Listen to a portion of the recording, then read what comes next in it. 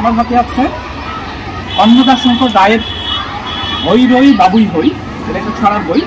আমি আমার সম্পূর্ণ পড়া তৈরি করার পরে বই আপনাদের বলছি বই পড়ে জ্ঞান অর্জন করব। ক্লাসের বাইরে আমরা যদি বই পড়ি তাহলে আমাদের মধ্যকার বিকাশে একটু জ্ঞানটা একটু বেশি বৃদ্ধি পাবে।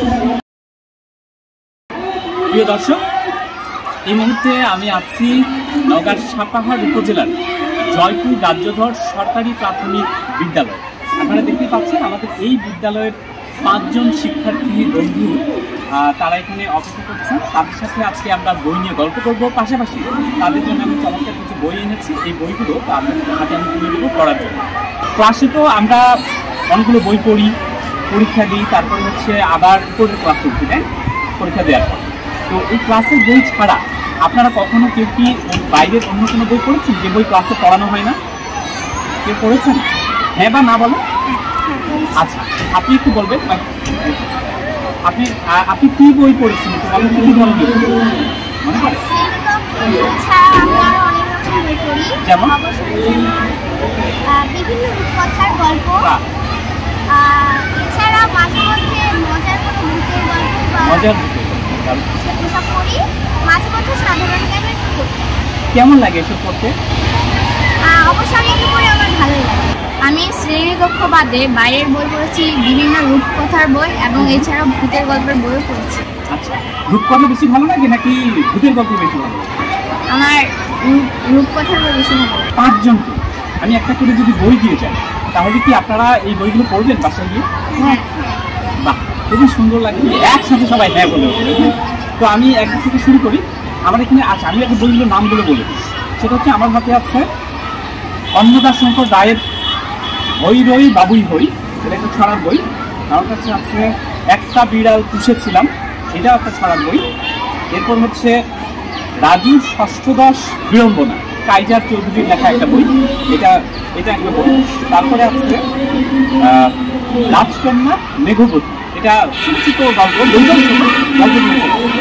আর এরপর একটা ম্যাগাজিন আছে, এটা শিশু কিশোর ম্যাগাজিন, নাম হচ্ছে ছোটরা। তো আমি এই 5টা বই দেখালাম, এই 5 জনে আপনারা দেখলেন। আমি একদিক থেকে যাচ্ছি, একজন করে নিতে থাকবো। এখান থেকে আপনি যে কোনো একটা বই দাম অন্নদাশঙ্কর রায়, বা তারপরে যাচ্ছি আপনি যে কোনো একটা বই যেটা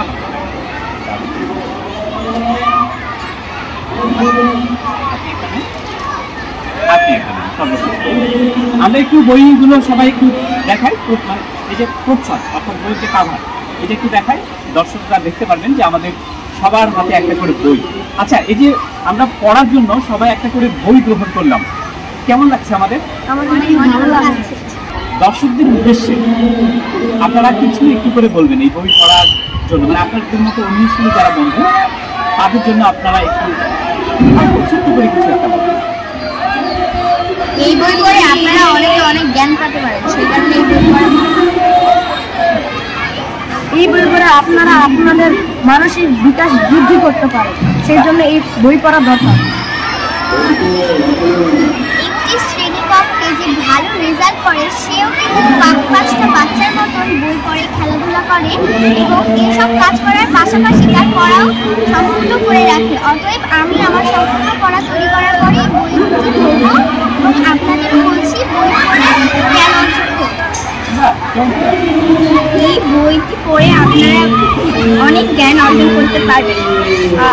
অতএব আমি ক্লাসের পড়া শেষ করার পরে এই বই পড়ব এবং অবসরের সময় পেয়েও পড়ব। আমরা ক্লাসের পড়া কমপ্লিট করার পর এই বই পড়ে মানসিক বিকাশ বাড়াতে পারব।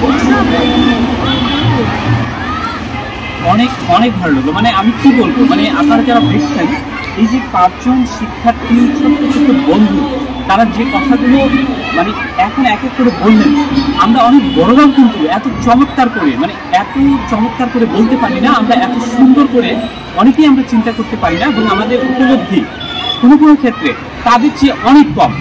আসলে তারা আমাদেরকে আজকে আমাদের চোখকে নতুন করে তুলে দিচ্ছে, যে তুলে দেওয়ার মধ্য দিয়ে আমাদের এই বাংলাদেশ আগামীতে আরও বেশি আলোকিত হবে।